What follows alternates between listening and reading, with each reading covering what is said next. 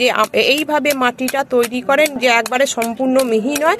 আমি একটু এইভাবে ছোট ছোট ঢেলা আকারে রেখে দিই, তাতে কি হয় রুট চলাচলটা বেশ ভালো হয় এবং বাধা হয় না। খুব মিহিভাবে দিলে কি হয় দেখবেন যে কিছুদিন পরই দেখবেন যে গাছের গোড়ার মাটি খুব শক্ত হয়ে গেছে এবং রুট চলাচল বাধা পাচ্ছে।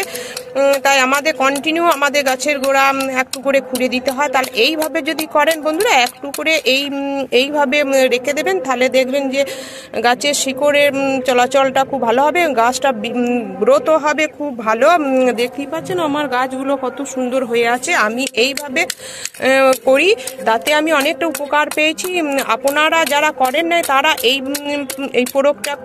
টিপসটা আপনারা করতে পারেন, প্রয়োগ করে গাছে বসাতে পারেন, দেখবেন গাছ কেমন চচ্চড়িয়ে বৃদ্ধিও হচ্ছে। আমি এইভাবে সমস্ত যেগুলো বড় বড় আছে বন্ধুরা, আমি সেইগুলো একটু হালকা ছোট